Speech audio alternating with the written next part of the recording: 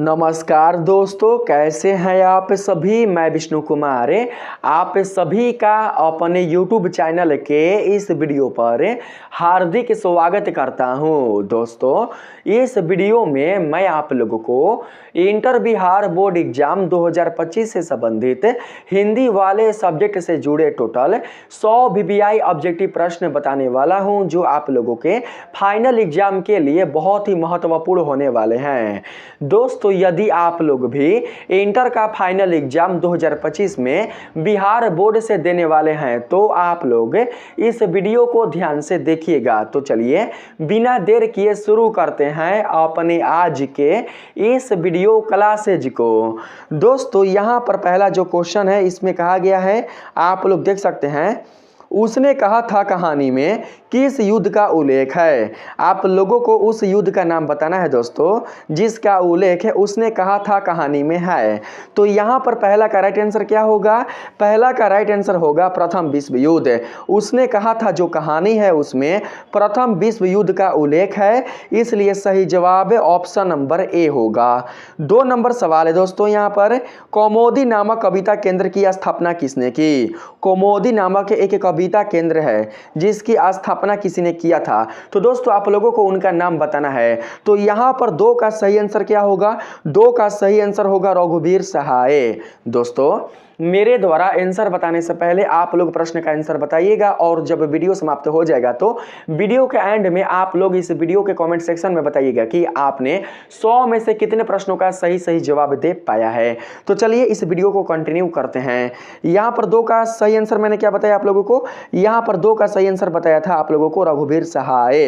रघुवीर सहाय ने ही कौमुदी नामक कविता केंद्र की स्थापना की थी, इसलिए सही आंसर ऑप्शन नंबर बी होगा। तीसरा नंबर क्वेश्चन में कहा गया है, निम्नलिखित में से गद्य कविता कौन सी है? आप लोगों को उस कविता का नाम बताना है जो कि गद्य कविता है। यहाँ पर बताइए दोस्तों, इनमें से कौन सी कविता गद्य कविता है? यहाँ पर तीसरा का राइट आंसर क्या होगा? तीसरा का सही आंसर होगा हार जीत। इनमें से हार जीत जो है आप लोगों का, वो दोस्तों बिल्कुल भी जो पद कविता है वो नहीं है, बल्कि गद्य कविता है। ठीक है, यहाँ पर ऑप्शन नंबर ए आप लोगों का बिल्कुल सही आंसर होगा। लेकिन अगर हम बात करें यहाँ पर उषा, गाँव का घर और अधिनायक का, तो ये सब बिल्कुल भी गद्य कविता नहीं है। तो यहां पर दोस्तों हम लोग ऑप्शन नंबर ए को ही सिलेक्ट कर लेंगे। चलते हैं 4 नंबर के प्रश्न में। इसमें कहा गया है, ममेरा शब्द में प्रत्यय क्या है? आप लोगों को बताना है कि ममेरा शब्द में प्रत्यय क्या है। ममेरा शब्द में आने वाला जो प्रत्यय है आप लोगों को यही बताना है। बताइए दोस्तों, ममेरा शब्द में प्रत्यय क्या है? तो यहां पर दोस्तों राइट आंसर हो जाएगा, ममेरा शब्द में आने वाला जो प्रत्यय है वो हो जाएगा दोस्तों रा। ममेरा शब्द में प्रत्यय आया है रा, तो यहां पर राइट ऑप्शन नंबर ए होगा। ठीक है, 5 नंबर के सवाल में आते हैं। पूछा गया है, शिव शब्द का प्रवाची शब्द क्या है? शिव शब्द का प्रवाची शब्द क्या होता है? बताइए। हरि होता है, हरि होता है विष्णु जी का। ठीक है, यहाँ पर शिवालय, शिवालय बिल्कुल भी नहीं होगा। शिवालय का मतलब हो जाएगा शिव का स्थान, जहाँ पर शिव जी रहते हैं ना, उसी को शिवालय कहा जाता है। रुद्राक्ष, रुद्राक्ष बिल्कुल भी नहीं होगा। ठीक है, यहाँ पर दोस्तों रुद्राक्ष का मतलब होता है रुद्र को धारण करने वाला, जो रुद्र को धारण करता है उसी को रुद्राक्ष कहा जाता है। यहाँ पर सही आंसर क्या होगा? रुद्र। रुद्र को धारण करने वाले कौन है? रुद्र को धारण करने वाले हैं स्वयं शिव। तो यहां पर सही आंसर ऑप्शन नंबर ए होगा। ठीक है, 6 नंबर के सवाल में आते हैं। इसमें बोला गया है, हाथ का मैला होना मुहावरे का अर्थ है। बता दीजिए जल्दी जल्दी, हाथ का मैला होना मुहावरे का सही अर्थ क्या है? हाथ का मैला होना बताइए जल्दी जल्दी आप लोग। यहाँ पर राइट आंसर होगा तुच्छ होना। हाथ का मैला होना मुहावरे का सही अर्थ होगा तुच्छ होना। ऑप्शन नंबर डी 6 का बिल्कुल सही जवाब होगा। 7 नंबर के प्रश्न में आते हैं। इसमें कहा गया है दोस्तों, मालती के बच्चे का नाम क्या है? मालती के बच्चे का नाम क्या था? बताइए आप लोग जल्दी जल्दी। यह प्रश्न कई बार दोस्तों बिहार बोर्ड के द्वारा इंटर के हिंदी वाले परीक्षा में पूछा जा चुका है। आप लोग बताइए कि मालती के बच्चे का नाम क्या है? मालती के बच्चे का नाम है टीटी। क्या नाम है? टीटी। ऑप्शन नंबर ए 7 का बिल्कुल सही जवाब होगा। यहां पर 8 नंबर के प्रश्न में आते हैं। बोला गया है, स का उच्चारण स्थान क्या है? स का उच्चारण कहां से किया जाता है? बताइए तो दोस्तों, हमारे मुख का ऐसा वह कौन सा भाग है जहां से स वर्ण का उच्चारण किया जाता है। दोस्तों देखिए यह स कौन सा स है बताइए तो, यह स दंती स है। इसको कौन सा स बोलते हैं, इसको बोलते हैं दंती स। दंती यानी कि दांत, दंती यानी कि दांत। यानी कि दोस्तों इस वर्ण का उच्चारण कहां से किया जाएगा, इस वर्ण का उच्चारण किया जाएगा दांत से। तो यहां पर right answer option number B होगा। ठीक है, चलिए 9 नंबर के प्रश्न में आते हैं। इसमें पूछा गया है art of conversation. Art of conversation कहां के लोगों में सर्वाधिक प्रचलित है। आप लोगों को दोस्तों बताना है कि आर्ट ऑफ कन्वर्सेशन कहां के लोगों में सर्वाधिक प्रचलित है। तो यहां पर 9 का सही जवाब क्या होगा, यहां पर 9 का दोस्तों सही जवाब हो जाएगा अफ्रीका, नहीं यूरोप। यूरोप, यूरोप दोस्तों, यूरोप के लोगों में सर्वाधिक प्रचलित है। ऑप्शन नंबर बी आप लोगों का बिल्कुल सही जवाब होगा। आइए चलते हैं 10 नंबर के क्वेश्चन में। इसमें बोला गया है गांव का घर शीर्षक कविता के कवि कौन है। गांव का घर एक शीर्षक कविता है, उसके लिखने वाले जो राइटर है उनका नाम आप लोगों को बताना है। यहां पर 10 का राइट आंसर क्या होगा दोस्तों, 10 का राइट आंसर होगा ज्ञानेंद्र पति। ऑप्शन राइट क्या होगा, ज्ञानेंद्र पति। तो यहां पर ऑप्शन नंबर ए को हम लोग सेलेक्ट कर लेंगे। ठीक है दोस्तों, आइए 11 नंबर के प्रश्न में आते हैं। इसमें कहा गया है 100 आजान एक सुजान। ठीक है, 100 आजान एक सुजान शीर्षक उपन्यास के लेखक कौन है। आप लोग यहाँ पर जो टाइटल देख रहे हैं, इस टाइटल के जो शीर्षक हैं उनका आप लोगों का नाम बताना है। ठीक है, 100 आजान एक सुजान शीर्षक उपन्यास के, इस उपन्यास को लिखने वाले कौन है, आप लोगों को उस लेखक का नाम बताना है। तो यहाँ पर 11 का सही जवाब होगा दोस्तों बालकृष्ण भट्ट।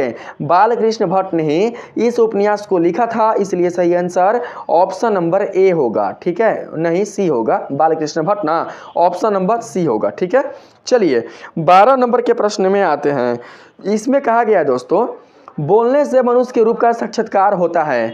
बोलने से मनुष्य के रूप का साक्षात्कार होता है, यह किसने कहा, इसे कहने वाले कौन थे, आप लोगों को यही बताना है। दोस्तों यहाँ पर 12 का सही आंसर हो जाएगा option number A, Ben Jonson. इसे कहने वाले बेन जॉनसन थे। इस पंक्ति का उच्चारण करने वाले कौन थे, तो बेन जॉनसन। आप लोग याद रखिएगा, इस वीडियो में आने वाले कुल जितने सारे ऑब्जेक्टिव प्रश्न हैं, इन सभी प्रश्नों को आप लोग बिल्कुल भी हल्के में नहीं लीजिएगा, क्योंकि ये प्रश्न आप लोगों के आगामी एग्जाम में आने वाले हैं। इसलिए ध्यान से आप लोग इन प्रश्नों को पढ़कर उनके जो उत्तर हैं उसे याद जरूर से कर लीजिएगा। ठीक है, चलिए यहां पर बढ़ते हैं 13 नंबर के क्वेश्चन में। बोला गया है बिस्नी कौन है, बताइए दोस्तों बिस्नी कौन है। यहां पर बिस्नी कौन है, बोलिए जल्दी जल्दी आप लोग, बिस्नी कौन है। तो यहां पर दोस्तों राइट आंसर हो जाएगा आप लोगों का 13 का सही आंसर ऑप्शन नंबर डी। ठीक है, बिस्नी दोस्तों माना की मां है, तो यहां पर सही आंसर ऑप्शन नंबर डी होगा। चलिए 14 नंबर के क्वेश्चन में हम लोग यहाँ पर चलने का प्रयास करते हैं। 14 नंबर के क्वेश्चन में कहा गया है लेखक शब्द का स्त्रीलिंग रूप क्या है। लेखक शब्द का स्त्रीलिंग रूप क्या होता है, लेखक शब्द का स्त्रीलिंग रूप होता है लेखिका। क्या होता है, लेखिका। यहाँ पर दोस्तों जो आप ये लेखिका देख रहे हैं ना, यह गलत है, बिल्कुल भी शुद्ध नहीं है। शुद्ध कौन है, शुद्ध है ये वाला। ठीक है, तो यहाँ पर ऑप्शन नंबर बी हमारा बिल्कुल सही जवाब होगा। आइए 15 नंबर के क्वेश्चन में चलते हैं। इसमें पूछा गया है अभिनेता शब्द का स्त्रीलिंग रूप क्या है। आप लोग बता सकते हैं कि अभिनेता शब्द का स्त्रीलिंग रूप क्या है, बताइए। अभिनेता शब्द का स्त्रीलिंग रूप क्या होता है। अभिनेता शब्द का स्त्रीलिंग रूप होता है अभिनेत्री। तो यहाँ पर 15 का सही जवाब हो जाएगा ऑप्शन नंबर बी। तो यहाँ पर ऑप्शन नंबर बी को हम लोग सेलेक्ट कर लेंगे। ठीक है, अब बात करते हैं दोस्तों हम लोग यहाँ पर 16 नंबर में। 16 नंबर क्वेश्चन में कहा गया है पृथ्वी को धारण करने वाला के लिए एक शब्द क्या है। यहाँ पर 16 नंबर के सवाल में कहा गया है पृथ्वी को धारण करने वाला के लिए एक शब्द क्या है। पृथ्वी को धारण करने वाला क्या कहलाता है, पृथ्वी को धारण करने वाला महीधर कहलाता है, इसलिए right answer option number D होगा। ठीक है, चलते हैं 17 नंबर के क्वेश्चन में। इसमें बोला गया है मृग जैसे नेत्रों वाली के लिए एक शब्द क्या है। आप लोग बताइए दोस्तों कि मृग जैसे नेत्रों वाली के लिए एक शब्द क्या है। जिनके भी नेत्र मृग के समान होते हैं उन्हें क्या कहा जाता है, उन्हें कहा जाता है मृगनयनी। क्या कहा जाता है, मृगनयनी। यहाँ पर right answer option number B होगा। 18 नंबर के क्वेश्चन में कहा गया है अज्ञेय का पूरा नाम क्या है? आप लोग बताइए दोस्तों कि अज्ञेय का पूरा नाम क्या है? यह बहुत ही आसान क्वेश्चन है। आप लोग बता सकते हैं कि अज्ञेय का पूरा नाम क्या है? अज्ञेय का पूरा नाम है सच्चिदानंद हीरानंद बादशाह अज्ञेय। सच्चिदानंद हीरानंद बादशाह अज्ञेय ही अज्ञेय जी का पूरा नाम है, इसलिए right answer option number D होगा। 19 नंबर के सवाल में कहा गया है जिसका जन्म बाद में हुआ हो वह क्या कहलाता है? जिसका भी जन्म बाद में होता है उन्हें क्या कहा जाता है? उन्हें कहा जाता है अनुज। जिसका जन्म पहले होता है उन्हें क्या कहा जाता है? उन्हें कहा जाता है अग्रज। यहां पर चलते हैं 20 नंबर के क्वेश्चन में। 20 नंबर के सवाल में कहा गया है निम्न में शुद्ध शब्द कौन है? आप लोगों को शुद्ध शब्द की पहचान करना है। यहाँ पर प्रश्न बिल्कुल भी शुद्ध नहीं है, पुस्तक बिल्कुल भी शुद्ध नहीं है, अंधेरा बिल्कुल भी शुद्ध नहीं है। शुद्ध शब्द है स्वर्ग। यहाँ पर right answer option number B होगा। 21 नंबर सवाल में कहा गया है निम्न में शुद्ध शब्द कौन है? आप लोग बताइए दोस्तों कि इनमें से शुद्ध शब्द कौन है? आप लोगों को शुद्ध शब्द की पहचान करना है। इनमें से शुद्ध शब्द हो जाएगा वाल्मीकि, ऑप्शन नंबर सी वाला। यहां पर right answer option number C होगा। 22 नंबर के सवाल में कहा गया है जिससे किसी के बात के होने का बोध ना हो उसे क्या कहते हैं? जिससे किसी बात के ना होने का बोध हो उसे क्या कहा जाता है? बताइएगा आप लोग, जिससे किसी बात के ना होने का बोध हो उसे क्या कहा जाता है? यहाँ पर 22 का करेक्ट आंसर होगा निषेधवाचक। निषेधवाचक वाक्य कहा जाता है। यहाँ पर सही आंसर ऑप्शन नंबर ए होगा। 23 नंबर के सवाल में आते हैं। 23 नंबर का सवाल दोस्तों यहाँ पर छूट चुका है। 23 नंबर का जो सवाल है 23 या 24 जो सवाल है वो हमसे छूट चुका है। 25 नंबर के सवाल में आते हैं। ठीक है, यहाँ पर बोला गया है निम्न में शुद्ध शब्द कौन है? बताइए दोस्तों, निम्नलिखित में से शुद्ध शब्द कौन है? शुद्ध शब्द की पहचान आप लोगों को करना है। बताइए तो इनमें से शुद्ध शब्द कौन है? इनमें से शुद्ध शब्द हो जाएगा दोस्तों ऑप्शन नंबर ए वाला। ऑप्शन नंबर ए जो विकल्प है ना, ऑप्शन नंबर ए में आने वाला जो विकल्प है वही दोस्तों शुद्ध है, इसलिए right answer option number A होगा। 26 नंबर के सवाल में कहा गया है किसी काम में दखल देना क्या कहलाता है? किसी काम में दखल देना क्या कहलाता है? तो दोस्तों इसका सही आंसर होगा हस्तक्षेप। किसी काम में दखल देना हस्तक्षेप कहलाता है, इसलिए 26 का राइट आंसर हो जाएगा ऑप्शन नंबर ए। यहाँ पर 27 का जो दोस्तों क्वेश्चन है इसमें कहा गया है जानने की इच्छा रखने वाला क्या कहलाता है? जानने की इच्छा रखने वाला क्या कहलाता है? जानने की इच्छा रखने वाला कहलाता है जिज्ञासु। जिसके पास जानने की इच्छा होती है उन्हें जिज्ञासु कहा जाता है, इसलिए right answer option number B होगा। 28 नंबर के प्रश्न में कहा गया है वन में चरने वाला क्या कहलाता है? वन में चरने वाला क्या कहलाता है? तो दोस्तों 28 का यहाँ पर राइट आंसर होगा बंचर। वन में चरने वाले को बंचर कहा जाता है, इसलिए सही आंसर ऑप्शन नंबर सी होगा। 29 नंबर के सवाल में कहा गया है गुण दोष विवेचक क्या कहलाता है? गुण दोष विवेचक क्या कहलाता है दोस्तों? तो यहाँ पर 29 का करेक्ट जवाब होगा आलोचक। गुण दोष विवेचक आलोचक कहलाता है, इसलिए right answer option number B होगा। 30 नंबर के सवाल में पूछा गया है अज्ञेय का जन्म कब हुआ? पूरा नाम नहीं पूछा गया है, पूछा गया है अज्ञेय का जन्म कब हुआ था। आप लोगों को बताना है कि सच्चिदानंद हीरानंद बादशाह का जो जन्म है वो कब हुआ था।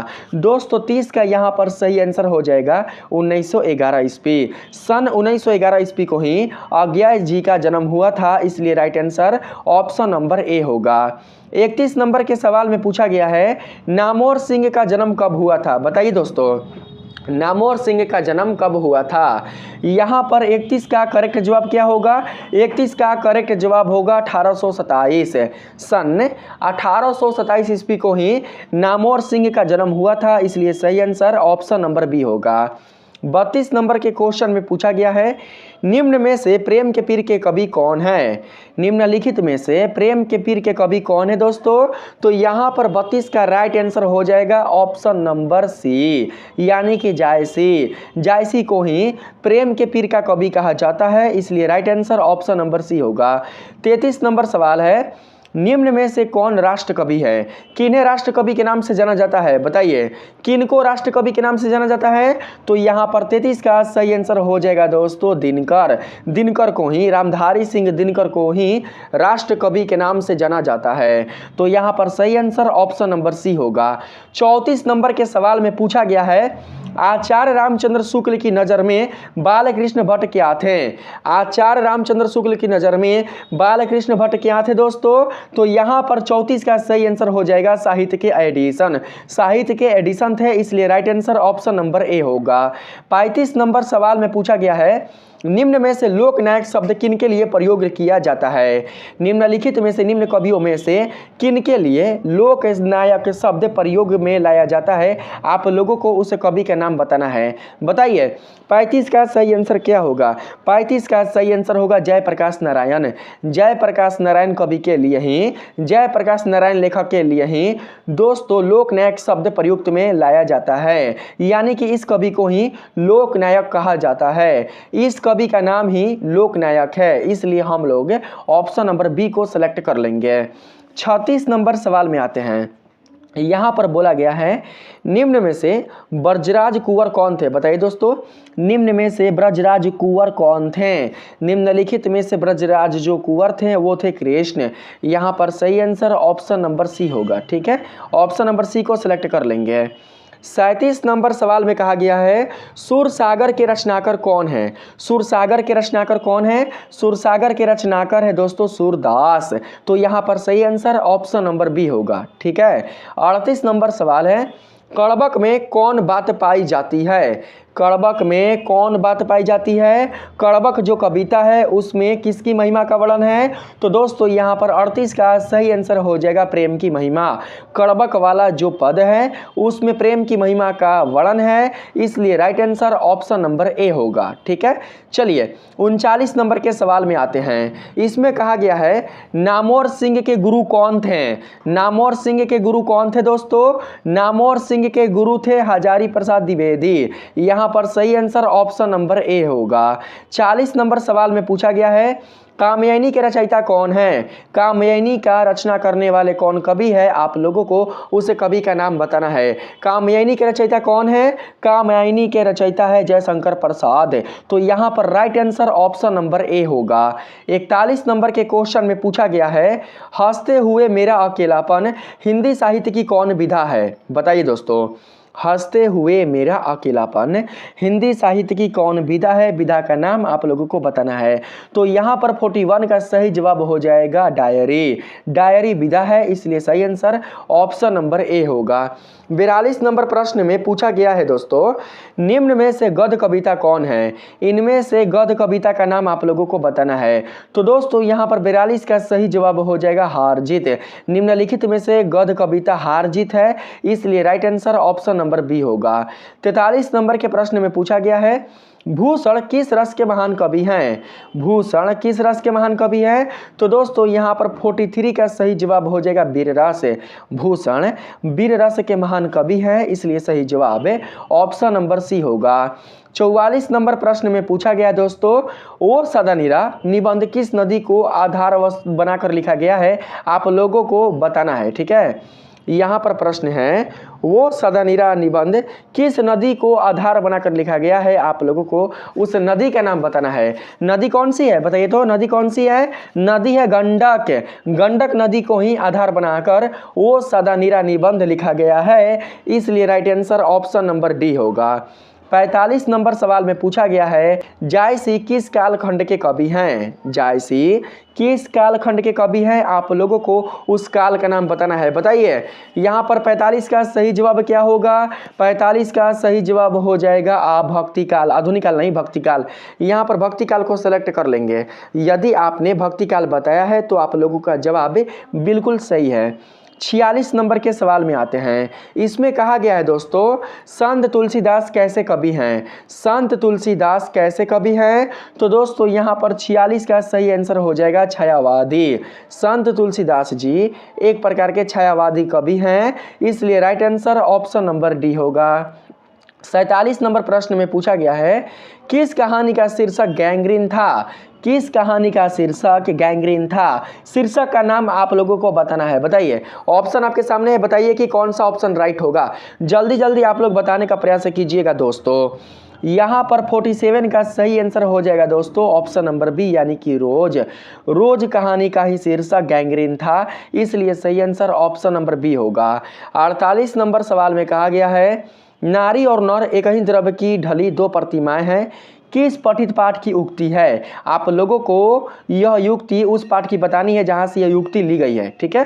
तो दोस्तों यहाँ पर 48 का सही आंसर हो जाएगा option number D, Ardhanarishwar. Ardhanarishwar पाठ से ही इस युक्ति को लिया गया है, इसलिए सही आंसर ऑप्शन नंबर डी होगा। 49 नंबर के प्रश्न में पूछा गया है, जय कृष्ण मूर्ति की रचना कैसी है? बताइए दोस्तों, जय कृष्ण मूर्ति की रचना कैसी है? जय कृष्ण मूर्ति की रचना अर्थशास्त्रीय है, तर्कशास्त्रीय है, या शिक्षा शास्त्रीय है, या फिर चिकित्सा शास्त्रीय है? कैसी है रचना, आप लोगों को यही बताना है। तो यहाँ पर दोस्तों सही आंसर हो जाएगा शिक्षा शास्त्र, ऑप्शन नंबर सी 49 का बिल्कुल सही आंसर होगा। 50 नंबर के क्वेश्चन में आते हैं। पूछा गया है, जूठन क्या है? बताइए, जूठन क्या है दोस्तों? जूठन क्या है? जूठन दोस्तों एक प्रकार का हो जाएगा आत्मकथा। यहाँ पर सही आंसर ऑप्शन नंबर ए होगा। 51 नंबर के प्रश्न में पूछा गया है, ईद का चांद होना मुहावरे का सही अर्थ क्या होगा? ईद का चांद होना मुहावरे का सही अर्थ क्या है? तो दोस्तों यहाँ पर 51 का सही जवाब हो जाएगा बहुत दिनों पर दिखाई देना। यहाँ पर right answer option number A होगा। 52 नंबर के प्रश्न में पूछा गया है, अंधे की लकड़ी मुहावरे का अर्थ क्या है? बताइए, अंधे की लकड़ी मुहावरे का सही अर्थ क्या होगा? अंधे की लकड़ी मुहावरे का सही अर्थ हो जाएगा दोस्तों यहाँ पर एकमात्र सहारा, ठीक है, एकमात्र सहारा ही 52 का बिल्कुल सही जवाब होगा। 53 नंबर के क्वेश्चन में आते हैं। 53 नंबर सवाल है, अधजल गगरी छलकत जाए, लोकगीति का अर्थ क्या होगा? यह एक प्रकार का लोकगीति है, इस लोकगीति का अर्थ आप लोगों को बताना है, ठीक है। अधजल गगरी छलकत जाए, इस लोकगीति का अर्थ क्या होगा? इस लोकगीति का जो अर्थ है वो दोस्तों हो जाएगा आवश्यकता से अधिक प्रदर्शन करना। आवश्यकता से अधिक प्रदर्शन करने का जो अर्थ है, जो लोकगीति है, वो हो जाएगा अधजल गगरी छलकत जाए, ठीक है। और उसका अर्थ क्या होगा? उसका अर्थ हो जाएगा आवश्यकता से अधिक प्रदर्शन करना। आइए 54 नंबर के प्रश्न में आते हैं। पूछा गया है, नाच न जाने आंगन टेढ़ा, लोकगीति का अर्थ क्या है? इस लोकगीति का अर्थ क्या होगा दोस्तों? बताइए तो, नाच न जाने आंगन टेढ़ा, इस लोकगीति का अर्थ क्या होगा? इस लोकगीति का जो अर्थ है वो हो जाएगा बहाना करना। यहाँ पर 54 का सही आंसर हो जाएगा ऑप्शन नंबर ए, ठीक है। चलिए 55 नंबर में आते हैं। पूछा गया है, 3-13 होना मुहावरे का सही अर्थ क्या होगा? 3-13 होना मुहावरे का सही अर्थ क्या होगा? तो यहाँ पर 55 का राइट आंसर हो जाएगा दोस्तों तितिर बितिर होना। तितिर बितिर होना ही 55 का राइट आंसर होगा। 56 नंबर के सवाल में आते हैं। इसमें बोला गया है, हीरा शब्द कौन संज्ञा है? बताना है आप लोगों को, हीरा शब्द कौन संज्ञा है? हीरा शब्द कौन सी संज्ञा है? हीरा शब्द द्रव्यवाचक संज्ञा है। हीरा शब्द कौन सी संज्ञा है? द्रव्यवाचक संज्ञा। यहाँ पर right answer option number A होगा। 57 नंबर के प्रश्न में पूछा गया है, बुढ़ापा शब्द कौन संज्ञा है? बुढ़ापा, यहाँ पर भाव का बोध हो रहा है, यहाँ पर स्वभाव का बोध हो रहा है, यहाँ पर अवस्था का बोध हो रहा है। बुढ़ापा शब्द एक प्रकार का भाववाचक संज्ञा है, इसलिए सही आंसर ऑप्शन नंबर ए होगा, ठीक है। चलिए 58 नंबर के सवाल में आते हैं। इसमें पूछा गया है, गंगा शब्द का प्रवाची शब्द क्या होगा? गंगा शब्द का प्रवाची क्या होगा? गंगा शब्द का प्रवाची दोस्तों होता है मंदाकिनी। यहाँ पर 58 का सही आंसर ऑप्शन नंबर ए होगा। 59 नंबर के सवाल में पूछा गया है, नायक शब्द का संधि विच्छेद क्या होगा? बताइए, नायक शब्द का संधि विच्छेद क्या होता है? नायक शब्द का संधि विच्छेद न्याय धन अक होता है। न्याय धन अक ही नायक का संधि विच्छेद होता है, इसलिए सही आंसर ऑप्शन नंबर ए होगा। चलिए 60 नंबर के प्रश्न में बढ़ते हैं। इसमें पूछा गया है, आत्मा शब्द क्या है? आत्मा शब्द क्या है? स्त्रीलिंग है, पुल्लिंग है, उभयलिंग है? बताइए दोस्तों कि आत्मा शब्द क्या है? यहाँ पर 60 का करेक्ट आंसर हो जाएगा दोस्तों ऑप्शन नंबर ए। आत्मा शब्द एक प्रकार का स्त्रीलिंग है, इसलिए सही आंसर ऑप्शन नंबर ए होगा।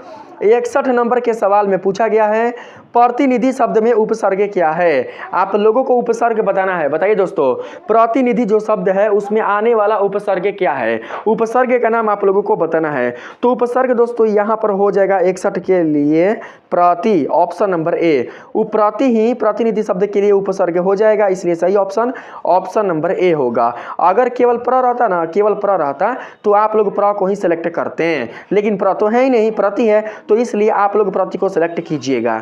चलिए 62 नंबर के सवाल में आते हैं। पूछा गया है पढ़ाई शब्द में प्रत्यय क्या है। पढ़ाई शब्द में आने वाला प्रत्यय है आई। क्या है? आई। तो यहाँ पर सही आंसर हो जाएगा ऑप्शन नंबर ए। आप लोग ऑप्शन नंबर ए को दोस्तों याद रखिएगा।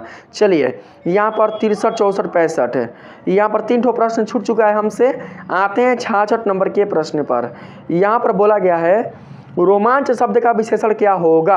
कैसे नमक का विशेषण नमकीन होता है, शहर का शहरी होता है, गांव का ग्रामीण होता है। ठीक है, इसी प्रकार से दोस्तों आप लोगों को रोमांच शब्द का विशेषण बताना है। बताइए कि रोमांच शब्द का विशेषण क्या होगा। रोमांच शब्द का विशेषण क्या होगा। रोमांच शब्द का विशेषण होता है रोमांचित। क्या होता है? रोमांचित। यहाँ पर सही आंसर ऑप्शन नंबर ए होगा। 67 नंबर सवाल है सर्वनाम के कितने भेद होते हैं। बताइए दोस्तों, सर्वनाम के कुल कितने भेद होते हैं। सर्वनाम के कुल 6 भेद होते हैं। आप लोगों को पता होगा सर्वनाम के 6 भेद होते हैं। पुरुषवाचक सर्वनाम, निजवाचक सर्वनाम, संबंधवाचक सर्वनाम, प्रश्नवाचक सर्वनाम, निश्चयवाचक सर्वनाम, अनिश्चयवाचक सर्वनाम, ये 6 भेद होते हैं। 68 नंबर सवाल है वर्तमान काल के कितने भेद है। बताइए वर्तमान काल के टोटल कितने भेद होते हैं। वर्तमान काल के टोटल 3 भेद होते हैं, इसलिए सही आंसर ऑप्शन नंबर सी होगा। 69 नंबर के क्वेश्चन में पूछा गया है प का उच्चारण स्थान क्या है। प यानी कि ओठ से हो रहा है भैया, प का उच्चारण स्थान ओष्ठ है, इसलिए सही आंसर ऑप्शन नंबर बी होगा। 70 नंबर के सवाल में पूछा गया है ड़ का उच्चारण स्थान क्या है। ड़ किस में आता है, किस वर्ग में ड़ आता है। आप लोग अपने से देख लीजिए किस वर्ग में ड़ आता है। दोस्तों जब आप लोग ट ठ पढ़िएगा ना, ट ठ ड ढ, तो उसी में ड़ आएगा, ट ठ ड ढ ड़। अब आप देख लीजिए कि ट वर्ग में आने वाले वर्णों का उच्चारण कहाँ से किया जाता है, मुख के किस भाग से ट वर्ग में आने वाले वर्णों का उच्चारण किया जाता है। तो आप लोगों को पता चल जाएगा कि ड़ वर्ग का जो उच्चारण स्थान है वो क्या होगा। तो दोस्तों यहाँ पर मैं आप लोगों को इसका आंसर बता देता हूँ। ठीक है, देखिए दोस्तों ड़ वर्ग में, ड़ नहीं ट वर्ग में आने वाले कुल जितने सारे वर्ण हैं उन सभी वर्णों का उच्चारण तालु से किया जाता है, इसलिए दोस्तों ड़ का उच्चारण भी तालु से ही किया जाएगा, इसलिए right answer option number B होगा। क्या? तो तालु। ठीक है, यहाँ पर देखिए ट है ना, ट, तो ट हम लोग ट से तालु बना लेंगे। क्या बना लेंगे? ट से तालु। याद रखिएगा, यहाँ पर चलते हैं ट से तालु नहीं तालु। ट से तालु आप लोग बोल सकते हैं, लेकिन इसका जो अर्थ होगा वो तालु होगा, टालू नहीं होगा। टालू कोई भी शुद्ध शब्द नहीं होता है, तालु होता है। ठीक है, चलिए ऑप्शन नंबर बी में आते हैं। 71 नंबर के सवाल में कहा गया है जो बहुत बोलता है के लिए एक शब्द है। जो बहुत बोलता है उसे कहा जाता है वह चाल। क्या कहा जाता है? वह चाल। ऑप्शन नंबर बी 71 का बिल्कुल सही जवाब होगा। 72 नंबर क्वेश्चन में पूछा गया है निम्न में से शुद्ध शब्द कौन है। बताइए दोस्तों इनमें से शुद्ध शब्द कौन होगा। बताइए शुद्ध शब्द आप लोगों को बताना है। शुद्ध शब्द यहाँ पर शुद्ध शब्द होगा आस्तिक। यहाँ पर ऑप्शन नंबर ए 72 का बिल्कुल सही जवाब होगा। 73 नंबर के क्वेश्चन में पूछा गया है चुटकी लेना मुहावरे का सही अर्थ क्या है। चुटकी लेना मुहावरे का सही अर्थ क्या है दोस्तों। तो यहाँ पर हंसी का उड़ाना सही आंसर हो जाएगा। नहीं देखते हैं कोई नहीं मतलब कि हंसता है तो लोग नहीं बोलते चुटकी लेते रहे, चुटकी लेते रहे। तो यहाँ पर सही आंसर क्या होगा? सही आंसर हंसी उड़ाना होगा। चुटकी लेना मुहावरे का सही अर्थ हंसी उड़ाना होता है, इसलिए right answer option number A होगा। 74 नंबर के क्वेश्चन में पूछा गया है स्वदेश शब्द का विलोम क्या है। स्वदेश शब्द का विलोम होता है परदेश। क्या होता है? परदेश। जो अपने देश से प्रेम करता है वो उसे कहा जाता है स्वदेशी, और जो दूसरे देश से प्रेम करता है उसे कहा जाता है परदेशी, यानी कि परदेश। तो यहाँ पर सही आंसर ऑप्शन नंबर सी होगा। ठीक है, चलिए 75 नंबर के सवाल में आते हैं। इसमें पूछा गया है कवि श्रेष्ठ शब्द कौन समास है। कवि श्रेष्ठ शब्द कौन समास है दोस्तों? बताइए आप लोग फटाफट। कवि श्रेष्ठ शब्द कौन समास है? कवि श्रेष्ठ शब्द एक प्रकार का तत्पुरुष समास है, क्योंकि इनके दोनों पद ही प्रधान है। तत्पुरुष समास एक ऐसा समास होता है जिसके सभी पद ही प्रधान होते हैं, इसलिए सही आंसर ऑप्शन नंबर ए होगा। ठीक है, यहाँ पर 76 नंबर के क्वेश्चन में पूछा गया है हताहत शब्द का संधि विच्छेद क्या होगा? हताहत शब्द का संधि विच्छेद आप लोगों को बताना है, बताइए। 76 का राइट आंसर क्या होगा? 76 का राइट आंसर होगा हत धन आहत। हत का मतलब होता है क्या? हत का मतलब होता है दोस्तों हत्या। यहाँ पर सही आंसर ऑप्शन नंबर सी होगा, ठीक है। यहाँ पर 77 नंबर के सवाल में कहा गया है निराहार शब्द में उपसर्ग क्या है? निराहार शब्द में उपसर्ग क्या है दोस्तों? तो यहाँ पर 77 का राइट आंसर होगा नीर। यहाँ पर ऑप्शन नंबर डी वाला, ठीक है।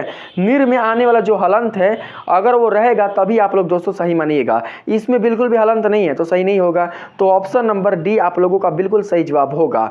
यहाँ पर 78 नंबर के सवाल में कहा गया है देश पर मर मिटने वाले लोग कौन पदबंध है? देश पर मर मिटने वाले लोग कौन पदबंध है? पदबंध का नाम आप लोगों को बताना है। तो यहाँ पर 78 का सही आंसर हो जाएगा संज्ञा पदबंध। देश पर मर मिटने वाले लोग जो पदबंध है वो है संज्ञा पदबंध। तो यहाँ पर सही आंसर ऑप्शन नंबर बी होगा, बी, ठीक है, बी होगा।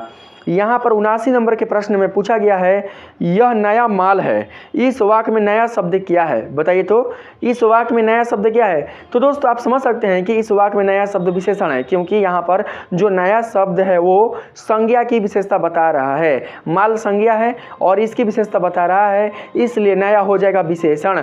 तो ऑप्शन नंबर सी 79 का बिल्कुल सही आंसर होगा। 80 नंबर सवाल है दोस्तों, कुछ खा लो किस सर्वनाम का उदाहरण है? बताइए, कुछ खा लो किस सर्वनाम का उदाहरण है जी? तो यहाँ पर 80 का करेक्ट जवाब हो जाएगा दोस्तों अनिश्चयवाचक सर्वनाम। कुछ यानी कि अनिश्चित, कुछ यानी कि अनिश्चित। बिल्कुल भी इस वाक्य से निश्चितता का बोध नहीं हो रहा है, इसलिए right answer option number B होगा, ठीक है। कहाँ भी ले रहे, रुक ना रहे, ऑप्शन नंबर बी, ठीक है। चलिए 81 नंबर के प्रश्न में आते हैं।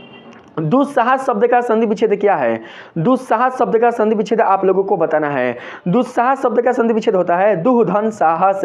दुह धन साहसी, ऑप्शन नंबर ए ही 81 का बिल्कुल सही आंसर होगा। 82 नंबर के सवाल में चलते हैं दोस्तों। पूछा गया है दुर्बल शब्द का उपसर्ग क्या है? दुर्बल शब्द का उपसर्ग आप लोगों को बताना है, बताइए। दुर्बल शब्द का उपसर्ग क्या होता है? दुर्बल शब्द का उपसर्ग दूर होता है, इसलिए right answer option number B होगा। 83 नंबर के प्रश्न में पूछा गया है हिंदी में पदबंध के कितने भेद हैं? हिंदी में पदबंध के टोटल कितने भेद हैं? आप लोगों को पदबंधों की संख्या बतानी है। यहाँ पर 83 का राइट आंसर हो जाएगा दोस्तों ऑप्शन नंबर ए यानी कि 5। हिंदी में टोटल 5 पदबंध है। कितने पदबंध? 5 पदबंध है, इसलिए सही आंसर ऑप्शन नंबर ए होगा। 84 नंबर सवाल में कहा गया है पुराण शब्द का विशेषण है। पुराण शब्द का विशेषण क्या होता है? कैसे? वेद शब्द का विशेषण वैदिक होता है, ठीक है। उसी प्रकार से दोस्तों जो पुराण है उसका विशेषण क्या होगा? पुराण शब्द का विशेषण क्या होगा? पुराण शब्द का विशेषण होगा दोस्तों पौराणिक। क्या होगा? पौराणिक। यहाँ पर ऑप्शन नंबर ए 84 का बिल्कुल सही आंसर होगा। आइए बढ़ते हैं 85 नंबर के सवाल में। इसमें पूछा गया है हे भगवान इस गरीब की रक्षा कर किस कारक का उदाहरण है? आप लोगों को उस कारक का नाम बताना है जो कि दोस्तों इस वाक्य को संबोधित करता है। इस वाक्य को संबोधित करने वाला कारक है दोस्तों संबोधन। इस वाक्य से दोस्तों संबोधन का बोध हो रहा है। इस वाक्य से किसका बोध हो रहा है?